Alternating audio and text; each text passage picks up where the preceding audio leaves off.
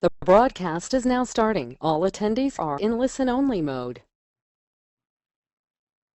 Hi, and thank you for attending the Autistic Self-Advocacy Network's third Pacific Alliance on Disability Self-Advocacy webinar. Disability, uh, so oftentimes self-advocacy groups do really important work but aren't able to catch the ears of foundations.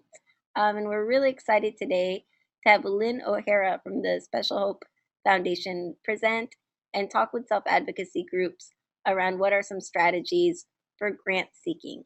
This webinar is made possible through funding by the Administration on Intellectual and Developmental Disability and is an effort of our Pacific Alliance on Disability Self-Advocacy project. You can find out more at Autistic Self-Advocacy Network. So today we have Lynn O'Hara, and I'm going to start by reading her bio. So Lynn O'Hara is the president and executive director of the Special Hope Foundation, a family foundation with a mission to promote the establishment of comprehensive healthcare services for adults with developmental disabilities designed to address their unique and fundamental needs.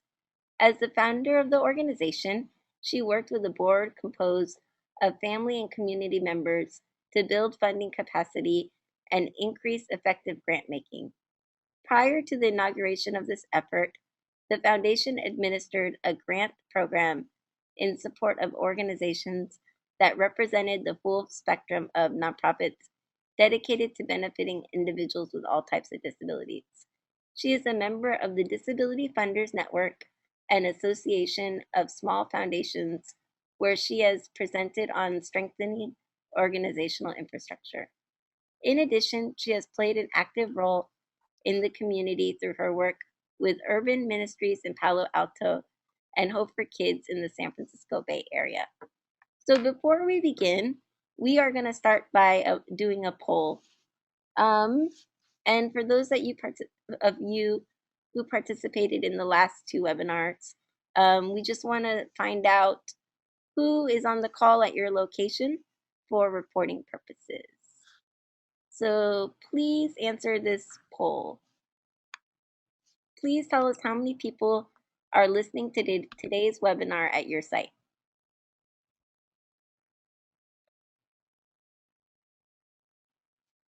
So give it another 15 seconds.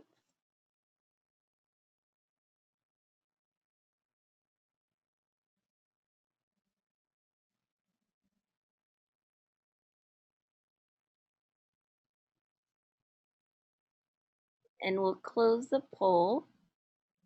And it looks like 73% are joining on their own today, and then about 30% are joining with 2 to 3 other people. Okay, great. Thanks, guys. So, Lynn, it's all yours. Great. Good afternoon, everybody, and thanks so much for joining in on this. I really appreciate the opportunity to be able to share what I know about this with you. And I know that my board is very supportive, not only of the grant making that we do, but also the opportunity to provide technical assistance to potential grantees. So this is very much in alignment with part of my job description. So I'm happy to be able to do this. I'm also really enjoying this whole technology thing.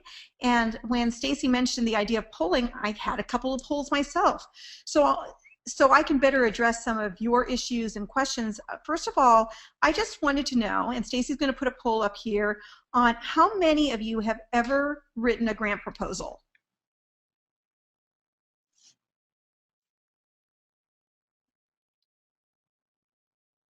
And I assume Stacy is timing this and will shut down the poll at a reasonable time. Yes.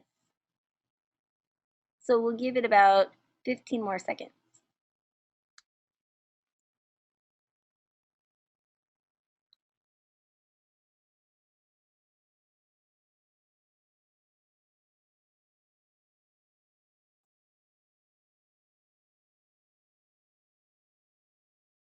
Okay, that's helpful.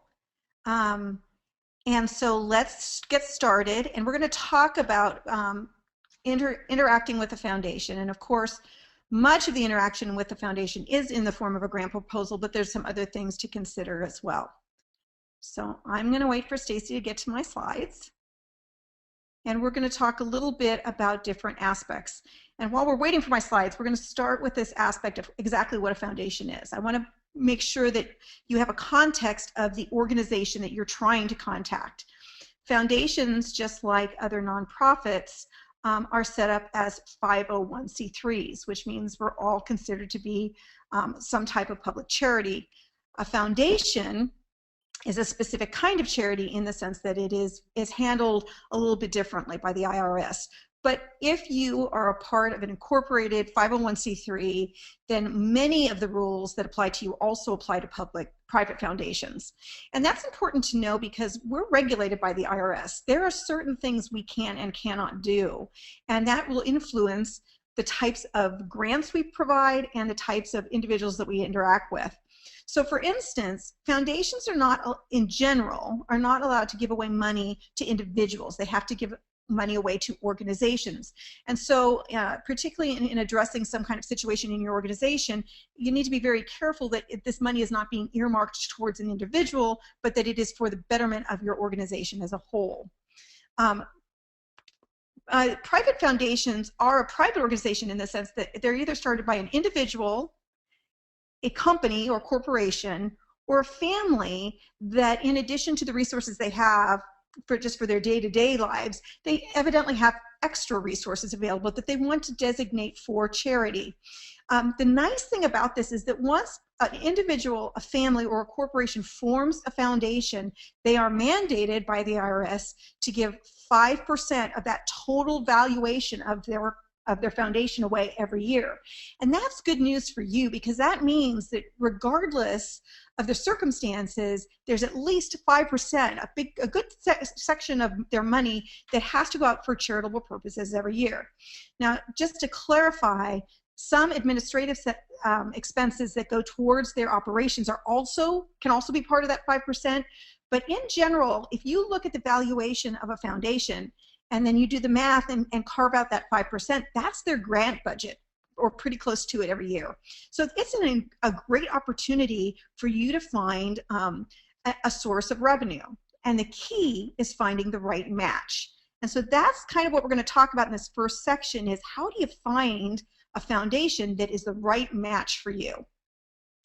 So we're going to talk about how to find a foundation. And my key in this one is do your homework. The more you research, the more you investigate, and the more that you look at any given individual foundation's just their structure and what they present to the public, the better you're going to do at finding the right match. The first thing I want to toss out to you, and this is a really practical thing, is the Foundation Center. I don't know if any of you or all of you are already familiar with that, but the Foundation Center was established in order to kind of being the matchmaking entity between funders and fund seekers. So Stacey, we're on the next slide. There you go. And so Foundation Center, and I put foundationcenter.com, and I'm looking at that, and it may be foundationcenter.org. But either way, Google Foundation Center, and you will find a clearinghouse. They have a database, as they publicize, of grant makers and other funder organizations with a lot of information just in that database alone. And so the nice part about that is that it's searchable and it's filterable. So you can take your specific interest area and you can create screens within that database and end up coming up with a pretty nice cross-section of organizations that potentially have the ability to fund you. And that's a great place to start. So I really recommend you go there because small and large, you're going to find all kinds of groups there. The next thing I encourage you to do is to go to their websites. Now, 10 years ago, if I had said that, there weren't as many people out there with websites, but websites are everywhere. And pretty much everybody has a website these days, although there are still small foundations that don't, and that's fine. But most foundations have a website for one of at least two reasons. One is that they want to make themselves known to funders, so they want to get their information out there. And so it's a great resource. They're going to have a lot of information about exactly what they're looking for. The other reason that grant makers have a web presence is that they are trying to publicize the good work they're doing. And so what you're going to look for on that website, the first thing you may want to take note of is whether or not they accept unsolicited proposals. Sometimes that's very clearly stated. Sometimes it's somewhere in one of their pages. And I just want to make that mention because it's just a difference of cultures. Some organizations are actively seeking like-minded organizations to fund. And so they use that web portal as a way of attracting more potential funding partnerships. Other organizations are not. But I don't want you to give up on those. I want to give you a little tip here. If you come across a website and they seem perfect for you, but they say we do not accept unsolicited proposals, I want you to take an opportunity to shoot them an email. And you need to be very brief and you need to be very respectful. And you can even mention, I see that you don't accept unsolicited proposals, but I just wanted to make you aware of the work we're doing. And then a very brief paragraph. And if you have a website, a link to your website, and then say thank you for your consideration and leave it alone. If nothing else, at least you're making them aware of your work. And while they may not accept unsolicited proposals, at least you've given them an opportunity to search you out and figure out on their end if something that they want to pursue. So that little disclaimer aside, you're now on a website. It does not say that they don't accept unsolicited proposals.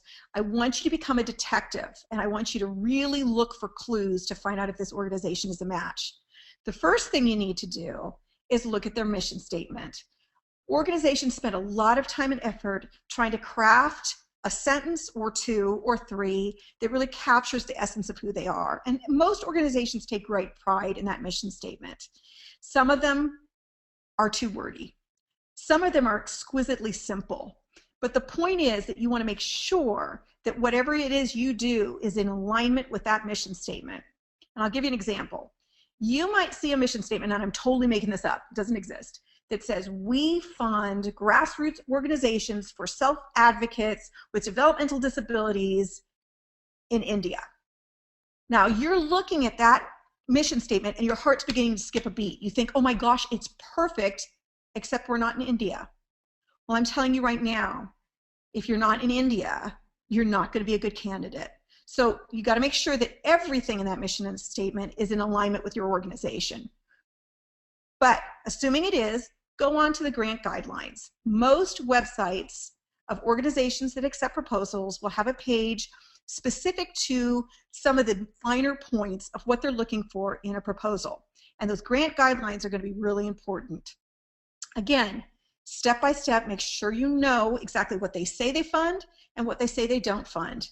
And those are going to give you good clues. Now, you may find something in there that sounds like it's a deal breaker. It's kind of up to you. The point of those grant guidelines is to keep you from needlessly spending time, effort, and resources in submitting a proposal that's never going to go anywhere. So if you see something that it doesn't match up, I'm not going to tell you can't submit something to them. I'm just telling you that your chances decrease significantly. Some other pages that might be on there are things like frequently asked questions. A little word about frequently asked questions. It is what it says it is.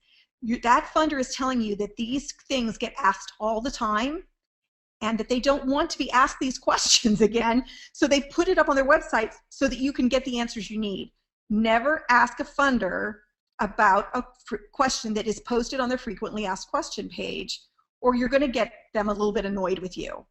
It doesn't hurt to ask a clarifying question if you don't feel like your answer's clear, but don't ask that exact question. They may post their previous grants out there, and that's very helpful. And again, be the detective. Look at the organizations they fund. Look at the types of programs they fund. If they get a description, look at the commonality between what those projects are and what you want to get money for. And if they give you a dollar amount, that's very useful. You can start seeing trends. If you are looking at a website of a funder who typically gives grants in the neighborhood of $25,000 to $40,000, you don't want to ask them for $75,000. Likewise, if you have an organization that typically gives $100,000, $200,000 grants, even though it seems like you're not asking much, chances are they're not really set up well to process a $5,000 grant. So just be aware and take those clues in and get a sense for what the culture of that organization is. There are some other pages that might be of use to this. Sometimes they post staff or board members. It doesn't hurt to know who those people are, and again, get a sense of who they are. Or if there's other pages on there, if there's photos. And then sometimes organizations will post their 990 PF, that's their IRS tax return, on there, and that can be a useful tool as well. Some organizations just give bare bones information on that. They don't talk very much, but some organizations use their 990 as a marketing tool, and they will actually build out what it is that they do. Now, you might ask yourself, how am I ever going to see an organization's 990 PF if they don't post it on their website? Well, if we go to the next slide, I want to introduce you, if you don't already know about, to GuideStar. GuideStar is also an online access. It's a database, and GuideStar is in the business of collecting every nonprofit tax return and posting a little blurb about them on the website. So you can go to guidestar.org, and they probably want you to set up an account. Sometimes you can go in as a visitor, but for your purposes, an account is completely reasonable. The basic account is free, and once you access that, you can type in any nonprofit, private foundation, or public charity, and it will link you to that organization, and part of what they provide is their 990s. So it's very useful. Now, little hint, if you are incorporated, your 990 is also up there. So it's sometimes it's good to go and see what GuideStar is saying about you as well, and it's just a helpful thing. But GuideStar will absolutely give you access to private foundation tax returns, and depending on how much that organization edits their profile on GuideStar, you might actually get some additional information as well. And then the final thing I recommend when you are looking at these is to network. And there's two ways you can network. First of all is with your peers. If you find an organization, go to your peer network and say, has anyone ever submitted a proposal here? What was it like? What did they want? What was the process like? What were they looking for? And that might be a way to kind of get another little nugget or two of information that you otherwise wouldn't have access to. The other thing you can look at is if you see that previous grantees, you can always also call other nonprofit organizations and ask them. Now, I'll be honest, that isn't done as frequently, but it's still something, particularly if you're really vetting an organization, it's a worthwhile thing to pursue. And then the question comes up, should you actually contact these organizations? And there's different schools of thought about that. There are some groups that would say, absolutely, call that funder, get a phone call with them. The more that they hear from you, the more they're going to start building a rapport with you. The flip side of that is people who say, don't bother them. Some organizations just don't want to hear phone calls from people. And Stacy, we are on the next slide. Some people don't want to hear that. Should I contact, should I not? And I'm going to take a middle of the road approach on this. I'm going to take what I would think is a reasonable approach. If after you've done all of your homework, you still have clarifying questions or questions that just weren't addressed in the materials that you looked at, I think it is completely okay for you to call a staff person, a program person, whoever they list as their contact, or send an email, introduce yourself, and ask your questions. If they are responsive on their end for additional information, feel free to have a conversation with them. They're human beings. However, keep it brief and be respectful of their time. And I think that is completely okay. I would not make an excuse to call them if in fact all of their information was very well done and you really don't have any questions. To try and kind of create a question just to give yourself an excuse to call is probably going to come across just like that. The other thing I would seriously warn you about is don't call the grant maker with the intent of trying to tease out of them what you should apply for. I've had this done in two different ways. I've had grant seekers call me and say, well, we're kind of thinking about this. What do you think about that? What do you think about? And they're trying to get me to tell them what we would fund, and I can't do that. I don't make that determination, and it puts me in a very awkward position. I've also had grant seekers call me and ask, we have this project, and they describe project A, and then we have this project, and they describe project B. Which one do you think would be a better project to fund? Again, it puts me in an awkward position, and yes, it does create an impression, but not a good one. So don't call with the intent of trying to get the grant maker to tell you what you should do. You should be submitting proposals for things that you believe in, that you think are worthy, and that you think that you're passionate about, and you should believe in them. You shouldn't be waiting for the grant maker to tell you which one to believe in more. Okay, so with that in mind, you've now gone through the process. You've found hopefully several organizations that you would like to write proposals for, and we want to talk about what it is to submit that proposal. And what I'm saying here is you want to make a really good impression. And I'm going to talk about a couple of different areas in that. The first one is that you're going to have to show me the slide, Stacy. Okay, good. Is I want you to represent your organization in its best light. Writing a proposal, if we distill it down to its most simplistic form, is simply following instructions. Every grant maker, once you get to this stage, will have specific, not just grant guidelines, but actual document guidelines for you to follow. And this is where it really comes in. The better you follow directions and do what they say, the better your proposal is going to come across. Any of you who have ever done government grants, federal grants, know that the requirements are at times prohibitive. The detail that they want things, the way that they want things formatted, it's just really challenging. And as a result, some grant makers have adopted that format, and they're going to ask you for font size and paragraph size and word numbers and margin sizes. They're going to ask you for all of those details. And if they ask you for that, follow the directions.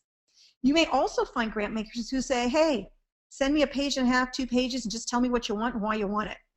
Shocking, but that may be all they require. Just follow the directions. I think it's very important. Most grant makers are kind of in between the two extremes, and they want certain questions answered. In this case, I really recommend that you don't add content, but you don't subtract content either. So when you're putting things together, you may have a really great brochure, or you may really be proud of the last project you did, or you may want to include things. Don't include paper or documentation that they didn't ask for. One, if they're a polite grant maker, they're going to thank you and pitch it in the trash can. If they're not, again, it becomes a source of annoyance. They get these proposals all the time. They don't want extra long proposals. They remember that you're writing proposals, they're reading them. And they're not just reading yours, they're reading 10 or 20 or 30. And so extra material becomes burdensome. So if they don't ask for it, don't send it. Second of all, in their formatting, if you come across a section or a question or something that they require and you don't really have a good answer, it is much better to say, I don't have a good answer for that. You might say it in a different way. You might say, we haven't explored that to this point. We are still working on that area. Say something, but don't just ignore it. I currently run an online grant process, and I have questions and text boxes. If you don't answer my question, my text box is empty, I'm going to know it. But even before, when I had a format that was a written submission and a paper submission, I had a metrics that went right along with that. I had an evaluation that went right along with it. If you didn't answer one of my questions, or if you changed things around, I knew that. So most grant makers do too. Don't try and fool them by adding or subtracting content just because you don't feel like it addresses it. At least acknowledge that they asked the question, and really emphasize the points that you are strong in. The second part about this is more the nuts and bolts. And it should be obvious, and it is obvious, but I wouldn't be saying this if I hadn't had tens of applications, dozens of applications that didn't do this. One, if you're going to state facts, make sure your facts are correct. If it's a fact that is from a knowledge base outside your organization, cite it. If it's a fact from within your organization, make sure it's accurate. Don't inflate statistics. Don't try and play games with that. Yeah, you might get away with it, but if you don't, it doesn't look good. You don't look trustworthy. Number two, don't exaggerate. You do good work. Stick with what you do. Don't try to build yourself up better. Again, if the grant maker doesn't catch it, You have to live up to that. And if you haven't done that, whatever it is you're exaggerating, it's going to be hard for you to live up to. If your grant maker does find out that you're exaggerating, again, it doesn't look very trustworthy. And then finally, and this should be obvious, but I'm going to tell you this because I've gotten some really poorly written proposals, have an editor. Have someone in your organization, have someone on your board, have your significant other, have the librarian, have somebody look at your document and check for typos, grammatical issues. You really, again, it's part of your first impression. And funders, while I don't think any funder would decline someone for bad spelling, at the same time, it doesn't say a lot for your organization, particularly since it's so easy to get one other person to look at it and just check your work. Okay, so a couple of final thoughts and then we'll get on to the questions. The first one is in the area of tipping. Now, tipping is an interesting term, and for the sake of our conversation, I'm going to explain briefly what it is, but tipping is that idea, everyone, all of you who are incorporated are considered public charities, and that's a really good place to be because you get a lot of tax breaks and tax benefits. Not only that, your donors get a lot of breaks for donating to you, so that's a very important status to maintain. However, it is possible to be tipped out of a public charity and into a private foundation status, which is not as good economically. And so it's really important that you do not lose your public charity status. The most common way to lose your public charity status is to accept too many private foundation dollars. And what that means is your public charity status is contingent on the fact that a certain percentage of your revenue is generated from public sources. What that means is you cannot make all of your money from private foundations. And in fact, you've got to protect that percentage pretty carefully. The two most common ways that this happens are either accepting too many small grants, the total number of which the percentage tips you out of public status, or accepting one really big grant from a private foundation, which again skews your percentage and tips you out of public status. Stacy, I gave Stacy a handout on this, and if you do not have it already, I think she's probably planning to send it out at some point, but it will give you much better definition than what I just did. I just kind of gave you the basics, but it will help you understand. And the importance is it's not insurmountable. Things happen. You may be cranking out a whole bunch of proposals, hoping that you get a few of them, and end up getting more than you expected. And that's a bad problem to have, but it is a problem, and you're going to have to work it out with your funders to make sure that you don't accept in any one fiscal year too many of those dollars that jeopardize your public status. And the same is true with a larger grant. If you end up getting a grant that is too large for you to assume, then you're going to have to go back to that grantor and see if you can work out distributing that grant over 2 or 3 years period of time just to make sure you protect your public status. The other issue I wanted to talk about was this issue of fiscal sponsorship versus incorporation. And so it is time for another poll. I would like to know how many of you have an organization that is incorporated versus have a fiscal sponsor. Go ahead and do the poll.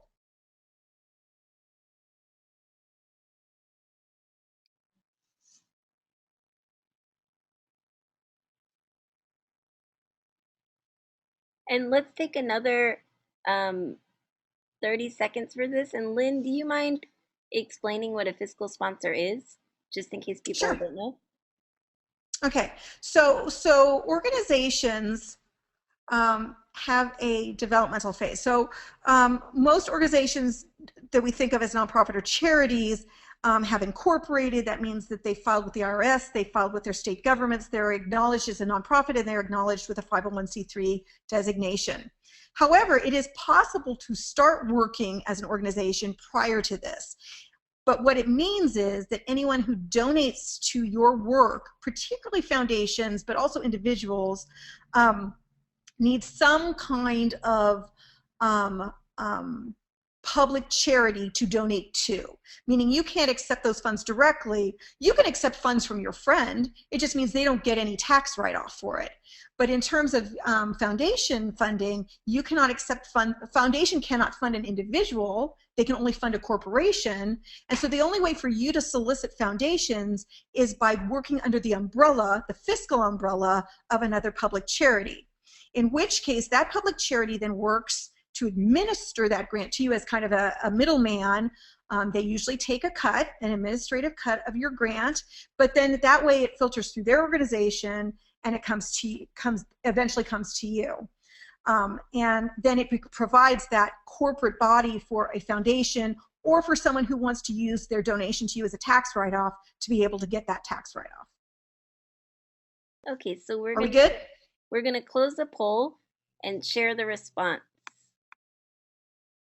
So 38% say that they are incorporated.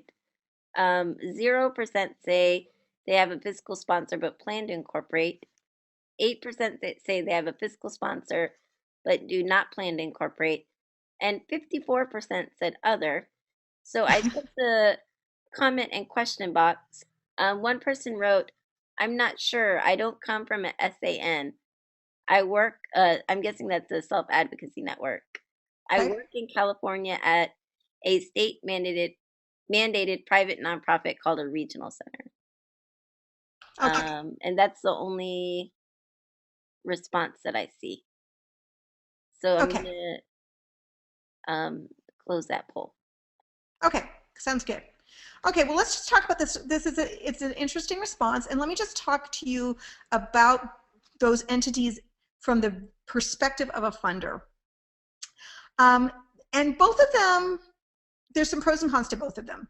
In a fiscal sponsorship situation, and again, we're talking about working as your own entity and trying to solicit grants.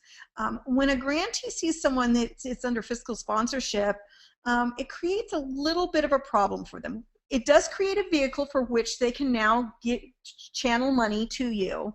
So that part works. But the problem is that basically what you have done by not incorporating is that you don't personally have your own accounting. Now, you clearly have accounting because you're receiving money, but the only accounting that the foundation is able to see is from the fiscal sponsor.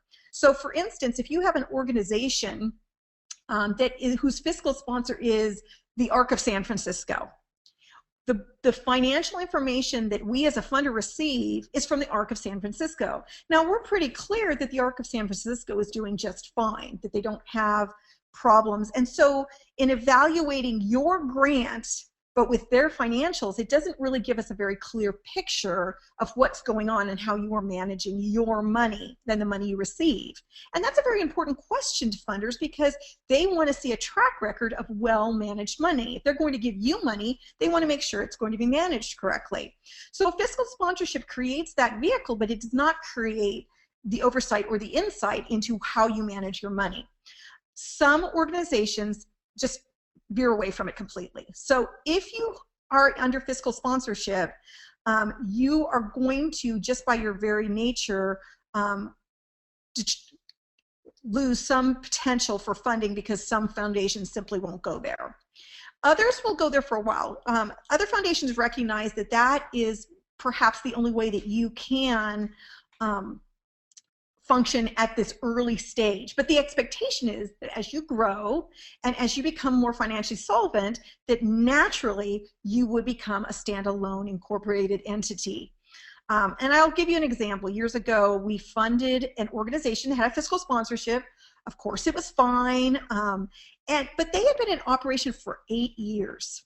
And that was a little funny because not only had they certainly had enough time to kind of create a track record and begin to operate at a healthy level, but on top of that, the thing that they were asking us for grant money for was to expand their program to another geographical area under this fiscal sponsorship. And so the question was, if you're doing well enough to expand, why aren't you doing well enough to become your own standalone organization? So we came up with a really clever idea. We decided, one, we like the work they're doing. We see that they're well positioned to expand. And what we'll do is we'll give them their grant and we'll throw in a capacity building grant. We'll grant them an additional I can't remember what it was, $2,000 or $3,000 to hire an attorney and to help them get incorporated so that they can go on from there. And when we presented this to them, we were really excited that we had this great idea, and they declined the offer. And again, it's interesting. They have never contacted us for funding again, and in fact, we would not fund them again under that circumstance, because in our minds, it doesn't make sense that a healthy organization would stay in a rather immature developmental stage. Just like with children and with people, we expect people to continue to go and grow on and to change and to gain knowledge and expertise. And it doesn't make sense to stay at that developmental stage. So that was that issue. So of course, that's a personal decision, and you may have unique reasons why your organization is best suited for that, but it is something to think about, particularly as you start beginning to converse with funders. You may find funders who, once they find out you're under fiscal sponsorship, are less eager to speak with you, even if you have a great program. And then a little note about incorporation. Incorporation is great. And again, once you incorporate, then you do have to keep really good financial records, because foundations will want to look at them. But where I wanted to address is that first year. We have worked with several organizations who have recently incorporated, have never filed a 990, and whose accounting records are very new. And again, I just want to let you know that there are foundations that will infuse money at that level, but there's a lot of foundations that won't. There are certain foundations whose process includes being able to look at a 990, being able to look at a track record of your financials, and if you don't have those, that's not their risk tolerance. They're not interested in working with organizations that are that new. And don't be discouraged. Give yourself a year or two, file a 990, and it will open more doors. You will have more opportunity. But just be aware, especially that first year, that soliciting foundations for funding may be a little challenging until you have a little bit of a financial track record. So that's all I have to say on my end, and I know that we had specifically designated a good amount of time for questions, and so I'm ready for questions. Okay, great. So folks can ask questions by raising your hand on the webinar, or you can ask questions by using the question or chat box. So if you have any questions, go ahead and either type it in the question or chat box or raise your hand. And then there's just one question so far that said the comment box did not show when I took the poll earlier. So thank you for that feedback. So if you have any questions, please type them in or raise your hand.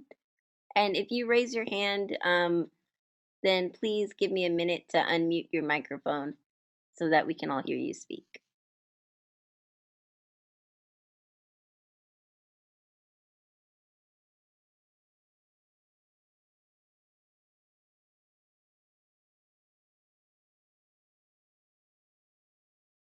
Okay, and then while we wait for questions, Lynn, I have a question for you. Sure. What advice would you give for a new self-advocate who maybe is starting an organization with some of their friends, and it's, their first grant that they're applying for? Is there any other specific advice you might give to that kind of situation?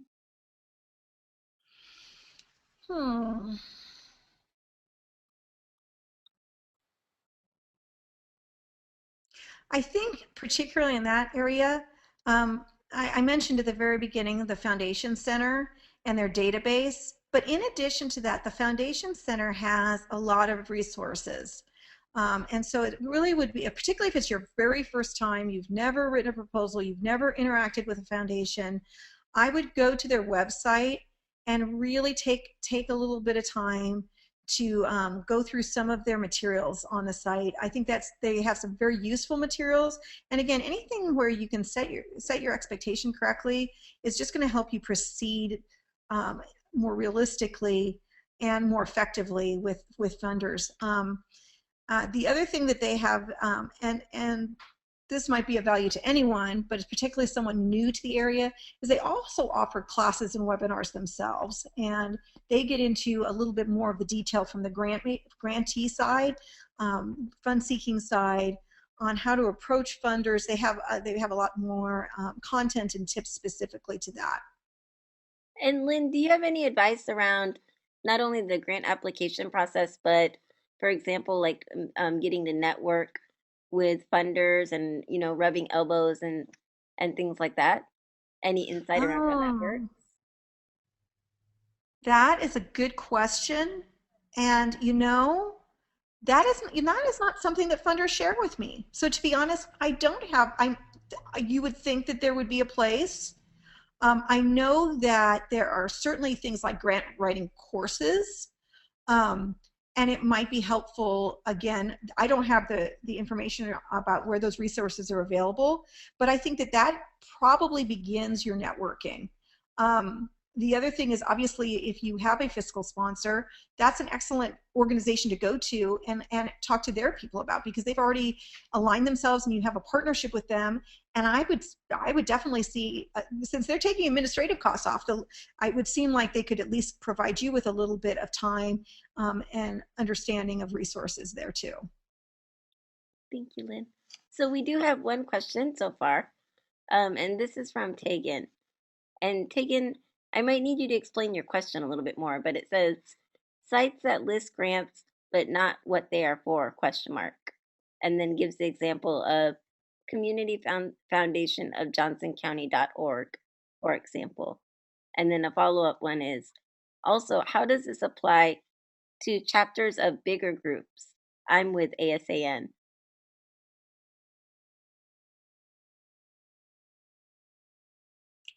So Tegan, are you asking about what to do if you find a website that tells you that they have a grant available but doesn't say what they're for?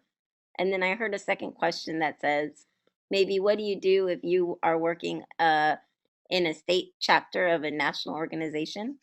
So for example, I know SAVE and People First and ASAN are national organizations with a lot of local and statewide chapters. And how does that impact the grant making process? Is that what your question is about?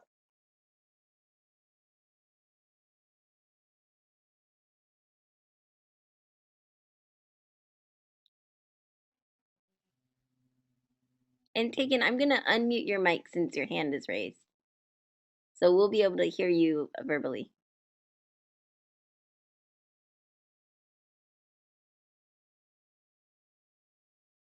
Okay, so we can hear you if you speak. Okay. Yes, I'm on a website, Community Foundation of Johnson County, and they have a lot of grants listed called restricted endowment funds. Not all of them have links to more information. They're just listed as being there, and I other sites like that. How do you find out what those grants are set aside for? And how does this apply if you are a chapter trying to help the bigger national group? Okay, I think I understand the second question, but let me start with the first one. So what you introduced was actually a different kind of foundation. Community foundations are not private foundations. And I'm glad you brought it up, because it is another way, it's another resource for you, particularly if you are geographically based and your work is geographically based. A community foundation is an excellent place to go to in terms of making your needs known. Community foundations are set up regionally, and instead of an individual or a corporation or a family, they're actually a pooling of individuals' monies that are used to benefit the community. So they function a little bit differently, but at the same time, there's still a worthwhile place for you to pursue. What you're seeing is donor-advised funds, and those are those individual community members who have invested into the community foundation and then either put their money into kind of a public community pot to be distributed by the staff of the community foundation, or they put their money into what's called a donor advised fund, where they work with staff to figure out where they want their money to go to. They don't function like a private foundation. They don't have the same investigatory process. They don't have the same oversight. They don't have a board. They're just individuals who want to give money away strategically or meaningfully, and they utilize the services at the community foundation to help them to do that. There's a couple of things that you can do there. First of all is you want to get on the radar screen of your community foundation. You want to make sure that that community foundation knows that you're out there and what you do. And that's because the staff are the ones that are guiding their individual members. And so the more that the staff knows about you, the more that when they hear someone interested in something, some type of work that it has an overlap with what you do, that they're going to remember and say something to that person. And so that has the potential to filter some money towards your organization. The other thing is that some community foundations also, like I said, have their own pot that the staff administers themselves. So again, it's you can actually submit a proposal to a community foundation, but you're going to have to go to your region and figure out what your community foundation is. They're usually associated with a larger metropolitan area, although in more rural areas, you're just going to figure out what that community foundation is, and then figure out what their process is. But that is a potential way of receiving funding. And then the second part of your question, I'm still a little shaky on. I hear two different things. One, I hear you're working with ASAN as a state chapter, and I'm not quite sure if you're asking how they can help you or how you can help them. And Tegan, I unmuted you again so you can speak. All right. What I'm asking is these community foundations, how do they work with chapters on funding? Is it something that you have to get them to work with the national group, or can you do it as a smaller chapter? Got it. Okay. So community foundations will work with anybody that their funders want them to work for the most part. As long as, and you're going to have to go in, again, you're going to have to find out who your community foundation is, because they don't all work exactly the same. And it's going to depend on what, as a state chapter, are you incorporated separately or are you under the national heading?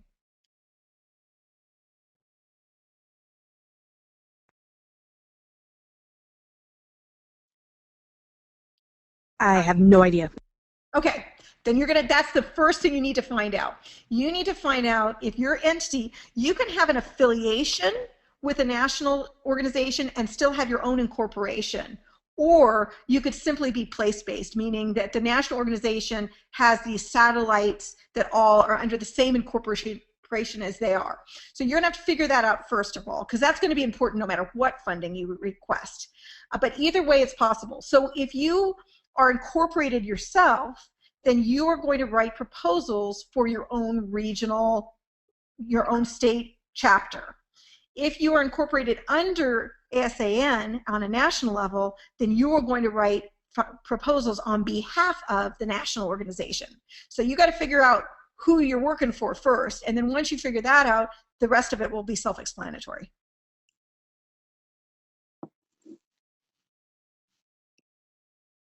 Great. Are there any other questions? Tegan says thanks. Oh, you're welcome, Tegan.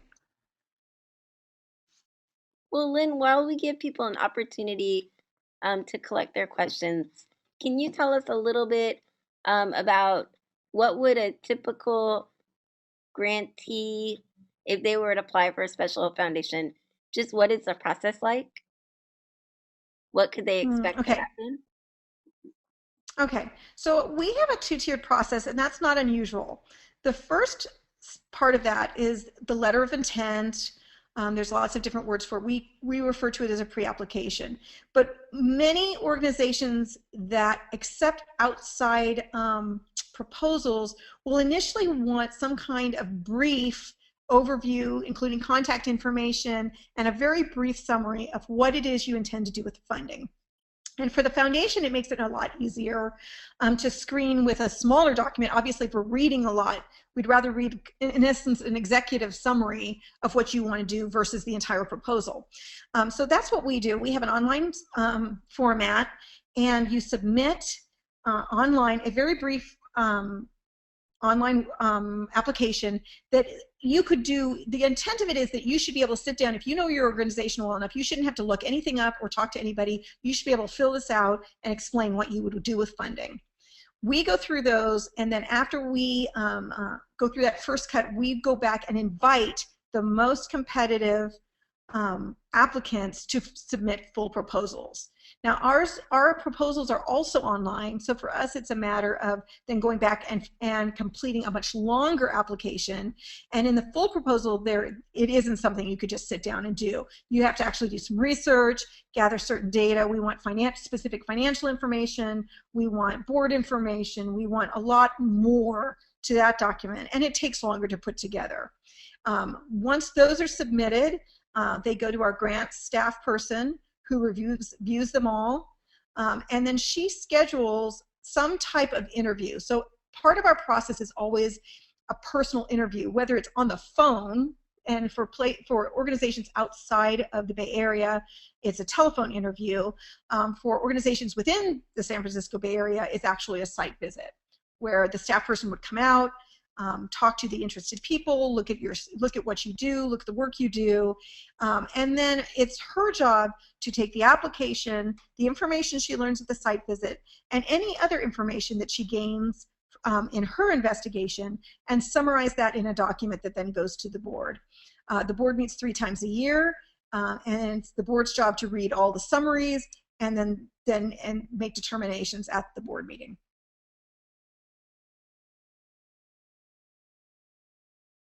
Thank you, Lynn. And Lynn, can you tell us a little bit about how you got interested in disability work and some of the work and projects of the Special Foundation? Just kind of also like, I don't know, just to get to know you a little bit better. Like, what is a typical day in the life of Lynn O'Hara at work? What is it like to be a grant maker? Well, my background is I'm a registered nurse, so I have been interested in healthcare since my teen years, and then worked as a nurse, and then took time out to raise my kids. And when they started going back to school, that's when I had this opportunity to start working for the foundation. As you mentioned at the beginning, the early years of the foundation, we did not specify. We were very broad in our scope. We focused on disability because we had determined as a board that that was an underserved area, and we wanted to kind of go someplace where nobody else was going. And so we decided to focus on issues, disability issues, but we didn't really specify what disability, what geographical area, or what type of intervention that we were interested in. And we did that for about 8 years, which was a very interesting scan of disability as a whole. We learned a lot about, or I should say, we've learned a little of a lot of different things, but not very much depth.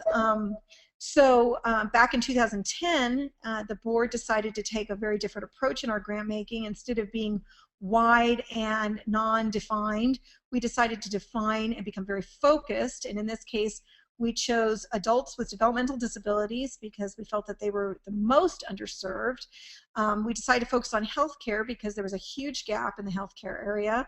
And we decided to, because of the new focus, to really focus our funding on the United States, not because there isn't some exceptional work being done internationally, but just really to kind of clarify it and again, focus on one target.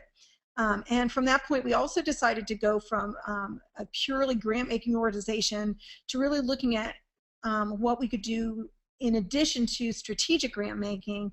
And so we've really, in the last few years, done more in terms of, we fund several conferences. We're very big on convening and networking. We're looking at how are some other ways that we can really impact this sector, and ultimately really hope to see some social change in this area that includes advocacy work on our part. So that's kind of where I've come from. And then a day in my life is I'm all over the place. I I spend a lot of my time, I spend more time traveling. I have a staff person in the office who does works on every aspect of the grant cycle, and so she does a lot of the reading and the paperwork and the phone calling and that kind of thing. So that's her role.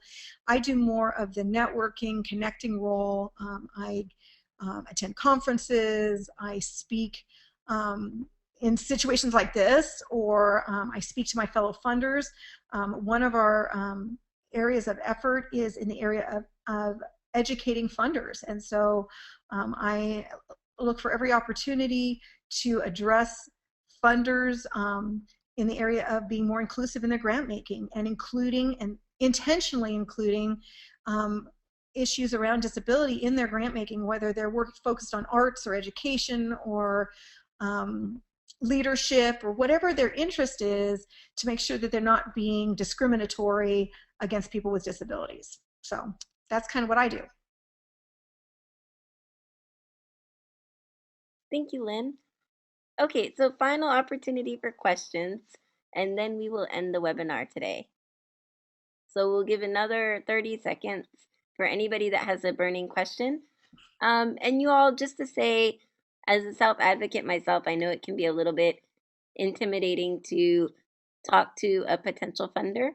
But Lynn joined us today because she wants self-advocates to have this information and be equipped and prepared to run our organization. So if there's anything that you do want to ask, please don't be shy. This is definitely that opportunity.